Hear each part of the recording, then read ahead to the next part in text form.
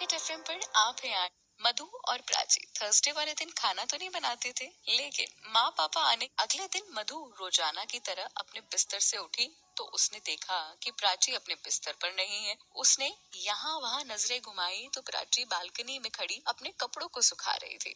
मधु दौड़कर प्राची के पास गई और एक ही सांस में बोली, प्राची तुमने नहा भी लिया और मुझे उठाया भी नहीं। मैं लेट हो गई हूँ लगता है, तुमने मुझे उठाया क्यों नहीं?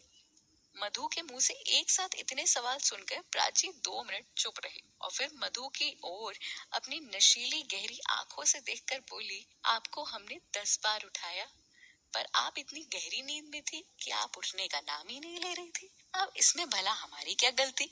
वजह फिर लेट कैसे?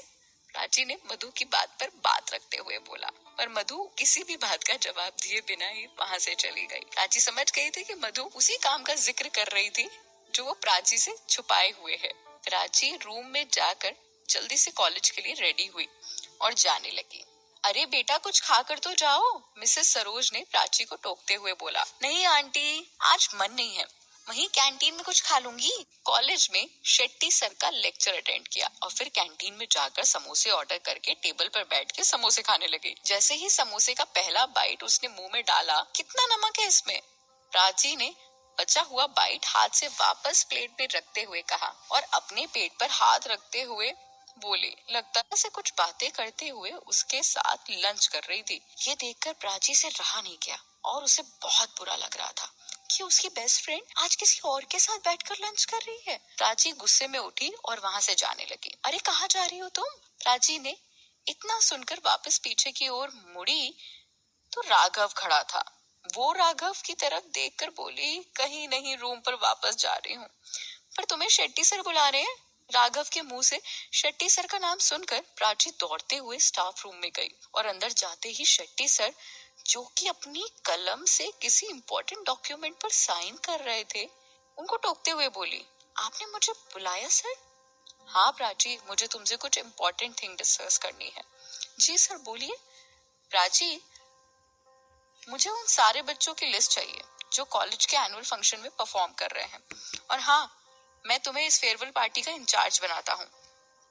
ओ माय गॉड, ये सुनकर प्राची का क्या रिएक्शन होगा, ये जानने के लिए आपको अगला एपिसोड सुनना पड़ेगा अपनी पॉकेट एफएम। चलिए आज की ऐसे कि उसने अपना पुराना रुतबा और आपको दिमाग से निकाल कर वो पार्टी की तैयारी में जुट गई। उसने क्लास में जाके अनाउंस किया, हे एवरीवन।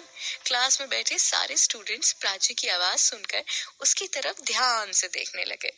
प्राची ने भी उन सबको स्माइल के साथ देखा और फिर हंसते हुए बोली, आप में से जो कोई लोग पार्टी में परफॉर्म करने वाले हैं, उन सबसे मेरी रिक्वेस्ट है कि वो कल सुबह तक फॉर्म में अपनी डिटेल्स फिल। प्राची के पास आकर पूछा, प्राची पर फॉर्म है कहाँ और हमें कहाँ से मिलेंगे? इस पर प्राची ने उसकी ओर स्माइल करते हुए देखकर कहा कि फॉर्म शेट्टी सर के पास है, आप लोग छुट्टी में उनसे ले लीजिएगा। Okay thank you. ये ऑफिस में शेट्टी सर के पास गई। मे आई कम इन सर? यस कम इन। सर, वो स्टूडेंट्स फॉर्म के बारे में पूछ रहे थे तो मैंने उन्हें फॉर्म आपसे लेने को कह दिया। प्राची शेट्टी सर के सामने खड़ी होकर बोली, ओके सही किया तुमने सर, बट फॉर्म तो अभी तक आई नहीं है। हाँ प्राची, तुम उसकी टेंशन मत लो, फॉर्म आज आ जाएंगे। Okay thank you sir.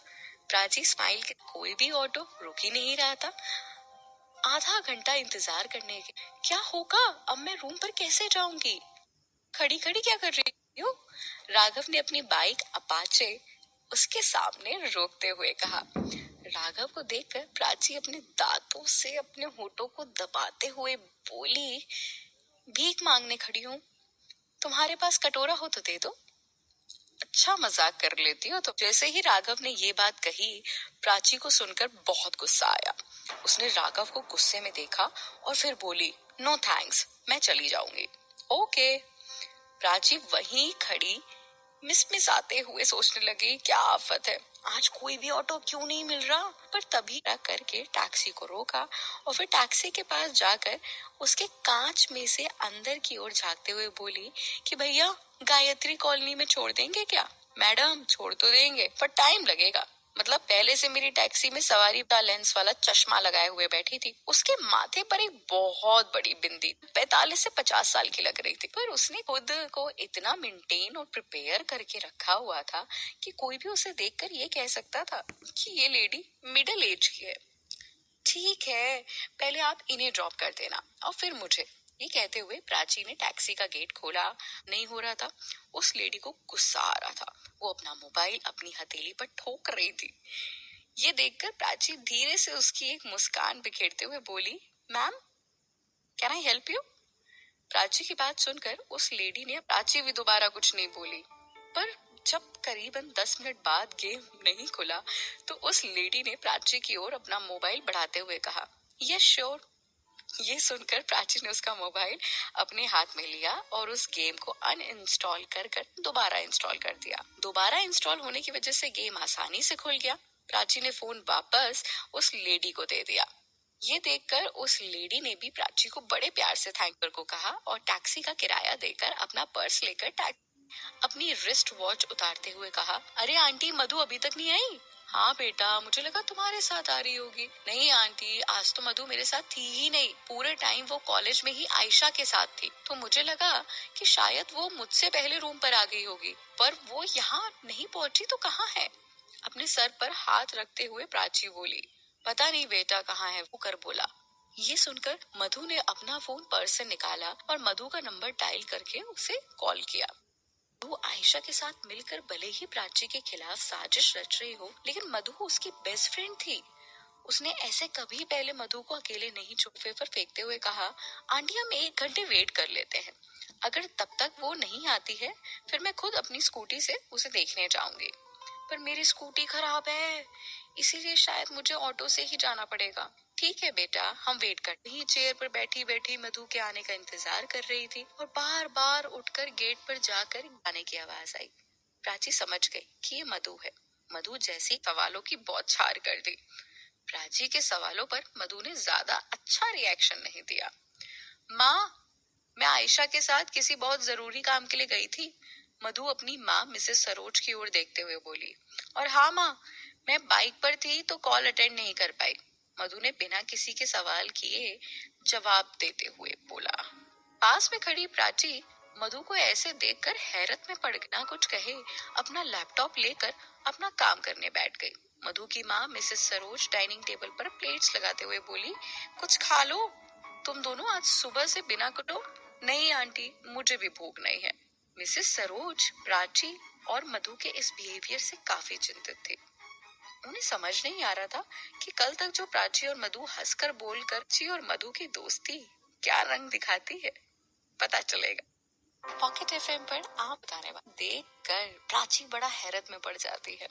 मधु के इस बिहेवियर से प्राची को काफी हर्ट हुआ होता है, तो मधु से बिना कुछ कहे अपना लैपटॉप लेकर वो अपना काम करने बैठ जाती है। मधु की माँ मिसेस सरोज डाइनिंग टेबल पर प्लेट्स लगाते हुए बोली, कुछ खा लो तुम दोनों, आज सुबह भी बिना कुछ खाकर चली गई। नहीं आंटी, मुझे भी भूख नहीं है। मिसेस सरोज प्राची और मधु के इस बिहेवियर से काफी चिंतित कि इन दोनों से पूछने का कोई भी फायदा नहीं। प्राची के बिहेवियर पर ध्यान दिया है? कल तक तो दोनों बहुत अच्छी थी, पर आज एक दूसरे से बुरी तरह बिहेव कर रही हैं। समझ नहीं आ रहा कि इन दोनों को हुआ क्या है। क्या ये दोनों एक दूसरे से बात भी नहीं कर रही हैं? सुबह ये दोनों अलग अलग कॉलेज गई थी और लौटने में भी अलग अलग आई। क्या बात है? क्या हुआ है इन दोनों को? हाँ, डॉक्टर संजय बालकनी में लगे पेड़ों की कटिंग कर रहे थे। ये सुनकर वो उठे और नीचे की ओर झांक कर बोले, मुझे क्या पता, हम तो कल ही आए, मामला खुद सुलझा लेंगी। ये आजकल की बच्चियां ना, तुम तो जानती ही हो कि ये लोग एक दूसरे से ज्यादा देर तक गुस्सा नहीं रह सकती। अपनी जगह सही हो, पर तुम चिंता नहीं करो, सब सही हो जाएगा। ये कहकर डॉक्टर संजय वापस से बैठकर पेड़ों की कटिंग करने लगे। मधु, क्या हो गया है तुम्हें? क्या छुपा रही हो तुम मुझसे? पिछले 2 घंटे से खामोश बैठी प्राची ने अपनी चुप्पी तोड़ते हुए कहा। क्या छुपा रही हूँ? मैं कुछ भी तो नहीं। तुम्हें ऐसा क्यों लग रहा है कि मैं तुमसे कुछ छुपा रही हूँ या मैं तुम्हारे लिए कुछ गलत कर रही हूँ? मधु ने प्राची से नजरें बचाते हुए कहा। तो फिर ये सब क्या है? क्यों तुम अब मेरे साथ नहीं रहती हो? क्यों अब तुम कॉलेज में मुझसे दूरियां बनाने लगी हो? क्यों हमारे साथ में आना जाना बंद कर दिया है? क्यों मधु, क्यों?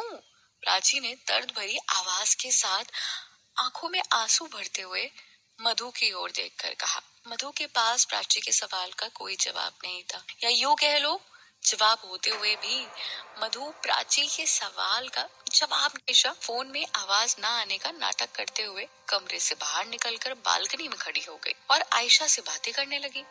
प्राची मधु के इस बर्ताव से बहुत दुखी होती जा रही थी। हर चीज प्राची के हाथ से निकलती जा रही थी। समझ नहीं पा रही थी कि वो ऐसा क्या करे कि मधु उससे वापस बोलने लगे।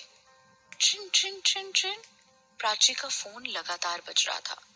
बगल में रखे फोन की ओर मधु ने एक झलक देखा। उसकी स्क्रीन पर आयशा लिखकर आ रहा था। ये देखकर प्राची ने सामने देखा कि मधु अभी भी किसी से फोन पर बात कर रही थी। फिर उसने अपने फोन पर देखा, आयशा का लगातार अभी भी फोन आ रहा था। ये देखकर प्राची हैरान हो गई। अगर आयशा का कॉल मेरे पास आ रहा है तो फिर मधु किससे बात कर रही है?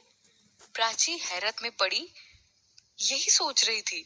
अरे बेटा, फोन रिसीव करो ना, कब से तेरा फोन बज रहा है? मिसेस सरोज ने प्राची के फोन किया है कि पार्टी के इंचार्ज होने के नाते तुम्हें चीफ गेस्ट को एक एप्लीकेशन और इनविटेशन मेल करना है। मैं तुम्हें उनका ईमेल एड्रेस भेजती हूँ। सामने से आवाज आई। ठीक है, मैं कर दूंगी।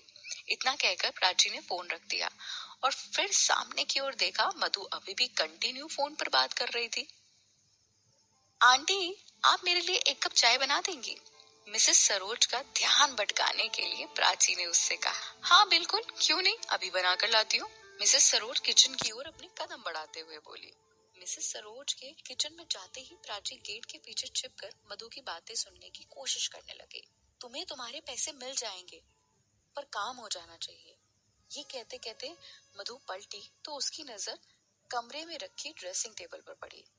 उस आईने में प्राची का चेहरा साफ दिख रहा था। मधु समझ गई कि प्राची छिपकर उसकी बातें सुनने की कोशिश कर रही है। अच्छा, मैं तुम्हें बाद में कॉल करती हूँ। इतना कहकर मधु ने फोन रख दिया और कमरे की ओर बढ़ने लगी। प्राची अभी भी गेट के पीछे छिपी हुई थी। मधु को कमरे में आते देख वो तुरंत वहां से आकर अपना लैपटॉप उठाकर वापस बेड में बैठ गई। मधु ने अंदर आकर गेट पर खड़े होकर 2 मिनट तक प्राची को गुस्से से ऊपर से नीचे तक घूरती हुई आंखों से देखा और अपना फोन टेबल पर रखकर वॉशरूम में चली गई। मधु को जाता देख प्राची ने हाल ही में उसका फोन उठाया और लॉक पैटर्न खोलकर उसकी कॉल लिस्ट चेक करने लगी। पर कॉल लिस्ट में कोई नंबर नहीं था। मतलब प्राची पहले से ही कॉल लिस्ट डिलीट कर चुकी थी। क्या कर रही है ये मधु? कुछ समझ नहीं आ रहा। प्राची ने मधु का फोन वापस टेबल पर रखते हुए कहा। तभी डॉक्टर संजय अंदर आए और प्राची से बोले, प्राची, मैं और तुम्हारी आंटी कल सुबह की ट्रेन से वापस निकल। हमारा बस चले तो हम तो हमेशा यहीं रुके, पर घर पर तुम्हें पता है ना कि मधु की छोटी बहन रिद्धिमा अकेली है और तुम तो जानती हो कि वो हमारे बिना। अरे नहीं बेटा, उसकी जरूरत नहीं है, हम लोग अकेले चले जाएंगे। पर बेटा, मैं तुमसे बात करना चाहता हूँ। डॉक्टर संजय प्राची के करीब बैठते हुए बोले। हाँ बोलिए अंकल, क्या बात है? बेटा, तुम तो जानती हो कि मधु शुरू से ही बहुत गुस्सैल रही है। गुस्सा तो हमेशा उसकी नाक पे चढ़ा रहता है और गुस्से में वो कभी कभी ऐसी हरकतें कर जाती है जो उसके लिए बाद में बहुत खतरनाक साबित होती है। डॉक्टर संजय ने अपनी आंखों से चश्मा हटाते हुए कहा। अंकल, पर अब मधु समझदार हो गई है और वही हरकतें नहीं करती है। हाँ बेटा, ये तो तुमने सही कहा। बस मैं इतना चाहता हूँ कि तुम हमेशा मधु के साथ रहो और उसका ध्यान रखो। और अब जब मधु के मम्मी पापा यानी मिसेस सरोज और डॉक्टर, और वो भी जल्दी जल्दी में उसे उठाना भूल गई। क्या हो गया मधु? क्या हो गया है? मधु तो अब डेली लेट उठती है। प्राची अपना लंच पर्स में रखते हुए बोली और मधु के करीब जाकर उसे हिलाकर जगाने लगी। 8 बज रहा है, कॉलेज नहीं जाना क्या? हाँ, उठ जाना। पर करीबन 10 मिनट तक लगातार उठाने के बाद भी मधु ने आंखें नहीं खोली तो प्राची को टेंशन होने लगी। अब आगे क्या होता है, ये जानने के लिए कबीर की बीमारी उसे किसी भी लड़की के पास जाने की इजाजत नहीं देती थी। पॉकेट एफएम पर आप हैं आर्चन। वो आजकल बहुत लेट उठने लगी है ना क्या मधु? तुझे उठ जाना। पर करीबन 10 मिनट तक लगातार जगाने के बाद भी मधु ने आंखें नहीं खोली तो प्राची को टेंशन होने लगी। उसने हाल ही में अपने मोबाइल में डॉक्टर सिरजा का नंबर डायल किया। डॉक्टर सिरजा उसी के फ्लैट में 4th फ्लोर पर रहती थी। एक ही फ्लैट में रहने के कारण इन दोनों के बीच अच्छी बनती थी। तो जब भी प्राची या मधु की तबीयत खराब होती थी तो वो घर आकर उन दोनों का चेकअप कर देती थी। हेलो डॉक्टर सिरजा, मैं प्राची बोल रही हूँ। हेलो, हाँ प्राची बोलो, क्या हुआ, इतनी सुबह सुबह कैसे फोन किया? डॉक्टर, मैं काफी देर से मधु को जगाने की कोशिश कर रही हूँ पर वो जाग ही नहीं रही। प्लीज आप जल्दी आ जाइए। लेडी मधु की ओर देखा और अपना स्टेथोस्कोप लगाकर मधु को सीने पे चेक करने लगी। धक धक धक धक। मधु के दिल की साफ तेज धड़कनों की आवाज नहीं सुनाई दे रही थी। कैसे कोई भी बेहोश हो सकता है? प्राची ने झट से सवाल किया। बेटा, ऐसा कई बार होता है जब हम कोई सपना देख रहे होते हैं या हम किसी भी चीज को लेकर ज्यादा टेंशन में होते हैं तो हमारा ब्लड प्रेशर एकदम से हाई हो जाता है और इस वजह से इंसान को कई बार चक्कर आ जाता है और वो सोते सोते बेहोश हो जाता है। पर तुम टेंशन मत लो, कुछ दवाइयाँ लिख कर देती हूँ। अपनी चेकअप किट लेकर चली गई। हालांकि मधु अभी भी बेहोशी की हालत में पड़ी थी और प्राची उसे अकेले छोड़कर दवाई धीरे खुल रही थी। मतलब मधु को होश आ रहा था। मधु ने धीरे धीरे से अपनी पलकें ऊपर कर करके अपनी आंखों को खोला तो प्राची उसके बगल में बैठी थी। मधु का सिर बहुत भारी हो रहा था। उसने प्राची को एक झलक देखकर वापस अपनी आंखें बंद कर ली और करवट लेकर अपना मुंह मोड़ लिया। मधु, सीधे लेट जाओ, करवट लेने में तुम्हें प्रॉब्लम होगी। मुझे नहीं देखना चाहती हो तो मैं यहाँ से उठ जाती हूँ, पर तुम प्लीज सीधे लेट जाओ। इतना कहकर प्राची किचन में चली गई और मधु के लिए चाय बनाने लगी। मधु भी लेटे लेटे प्राची के बारे में सोच रही थी। इतने में प्राची सामने से चाय लाते हुए नजर आई तो मधु ने जानबूझ के उसकी तरफ देखकर अपना मुंह मोड़ लिया। नाराजगी मुझसे है, चाय से नहीं। चाय पी लो, तुम हल्का और रिलैक्स फील करोगी। मधु मना नहीं कर पाई और चुपचाप चाय पीने लगी।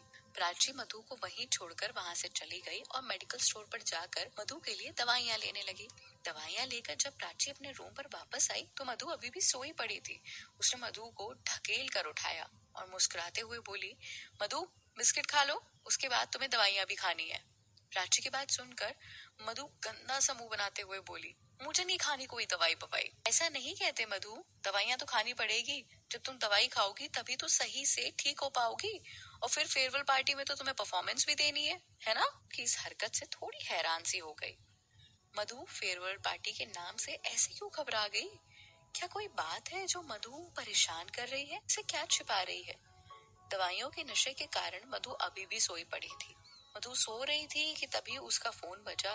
फोन की रिंगटोन लगातार बजती जा रही थी। जब लगातार फोन बजने के बाद भी मधु ने आंखें नहीं खोली तो प्राची ने मधु का फोन उठाकर कॉल अटेंड किया। प्राची कुछ बोल पाती इससे पहले ही सामने से आवाज आई, मैडम आपका काम हो गया है, अब आप मुझे मेरे पैसे दे दीजिए। प्राची ने यह सुनकर कोई जवाब नहीं दिया और फोन काट दिया। अब आगे क्या होता है ये जानने के लिए आपको सुनना पड़ेगा इस कहानी का अगला एपिसोड अपनी आरजे नुपुर के साथ।